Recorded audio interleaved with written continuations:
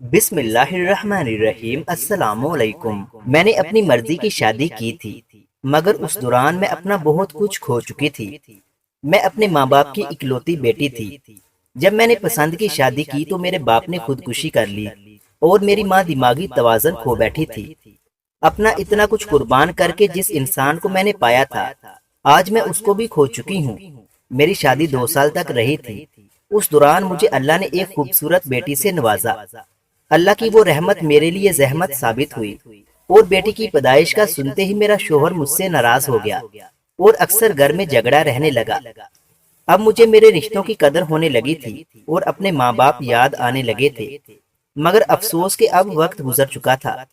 شادی کے 2 سال بعد شوہر نے مجھے طلاق دے دی، اور طلاق کے بعد اس نے پلٹ کر میرا تو کیا اپنی بیٹی کا بھی حال تک نہ پوچھا۔ وقت ایسا آ گیا کہ گھر میں راشن بھی موجود نہ تھا اور اوپر سے گھر بھی کرائے کا تھا۔ جلد ہی مجھے جان کے لالے پڑ گئے اور میں کام کی تلاش میں نکل پڑی، مگر افسوس کہ مجھے کہیں بھی کوئی کام نہیں مل رہا تھا۔ لوگ میرے جسم اور خوبصورتی کے بھوکے نکلتے۔ پھر جب رات کو بھوک سے میری بیٹی کے پیٹ میں درد ہونے لگا اور اس کو پلانے کے لیے میرے پاس دودھ کا ایک قطرہ بھی نہ تھا، مجبوراً میں نے اپنا جسم بیچنے کا فیصلہ کر لیا۔ اس وقت میں بالکل جوان اور خوبصورت تھی۔ کسی ایک شیطان نے مجھے بازار حسن تک پہنچا دیا اور میں ایک عورت کے کوٹھے پر کام کرنے لگی۔ میرے حالات کا سن کر وہ عورت مجھ پر ترس کھانے لگی۔ وہ صرف میرے ڈانس کے پیسے سے حصہ لیا کرتی تھی اور اپنا جسم بیچ کر میں جو بھی کماتی تھی اس میں سے وہ کچھ بھی نہ لیتی۔ اور یقین کریں، اس بھوکے ملک میں جسم خریدنے کے لیے لوگوں کے پاس اتنا پیسہ ہے کہ آج شہر میں میرا اپنا گھر ہے جو کہ اب میری بیٹی کے پاس ہے۔ جب میرا کام چل نکلا تو سب سے پہلے میں نے ایک گھر کرائے پر لیا اور ایک ملازمہ کو رکھا جو رات کو میری بیٹی کا خیال رکھتی تھی، اور صبح فجر کی اذانوں کے ساتھ میں گھر پہنچ جاتی تھی۔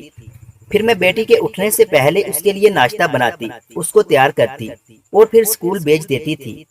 جب میرے حالات کچھ بہتر ہوئے تو میں نے اپنی ماں کو بھی اپنے پاس بلا لیا۔ ان کا دماغی توازن ٹھیک نہیں تھا۔ رات کو میں ان کو ایک کمرے میں بند کر کے کام پر چلی جاتی اور صبح آتے ہی ان کو کمرے سے نکال کر نہلاتی اور ناشتہ کرواتی تھی۔ جب میری بیٹی میٹرک میں تھی تو اس کو مجھ پر شک ہوا اور اس نے مجھ سے میرے کام کے متعلق پوچھا۔ میں نے اپنے بھائی سے بات کی اور اپنی بیٹی کو بتا دیا کہ میں ایک مل میں کام کرتی ہوں، اور بیٹی کی ضد پر اسے بھائی کی بتائی ہوئی مل کا وزٹ بھی کروا دیا۔ میری بیٹی پڑھائی میں بہت قابل تھی۔ اس نے میٹرک میں پہلی پوزیشن لی اور اسکالرشپ میں داخلہ ملا۔ ایف ایس سی میں بھی اس نے پہلی پوزیشن حاصل کی تھی اور اسکالرشپ پر یونیورسٹی میں داخلہ ملا۔ یونیورسٹی میں بھی وہ ٹاپ پر رہی اور اس طرح ہمارا خرچہ بہت کم ہوا۔ الحمدللہ آج وہ ایک بہترین اور مشہور ترین دل کی ڈاکٹر ہے، مگر افسوس کہ اس کے لیے میں نے کتنی قربانیاں دی۔ اس نے ان سب کو بلا دیا اور آج مجھے ایک طوائف کہہ کر گھر سے نکال دیا۔ اس نے یہ بھی نہ سوچا کہ میں طوائف کیسے، کس لیے اور کیوں بنی۔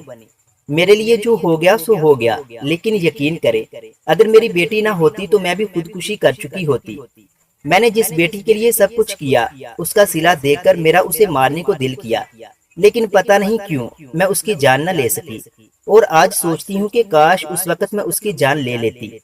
آج میری ماں مر چکی ہے اور میں اپنی ماں کو دیے گئے دکھ کی سزا کاٹ رہی ہوں، اور اللہ سے دعا کرتی ہوں کہ اللہ تعالیٰ میری بیٹی کو کبھی کسی آزمائش میں نہ ڈالے، آمین۔ مزید اس طرح کی اچھی کہانیوں کے لیے ہمارے یوٹیوب چینل علمی روم کو سبسکرائب لازمی کریں۔ ملتے ہیں اگلی ویڈیو میں۔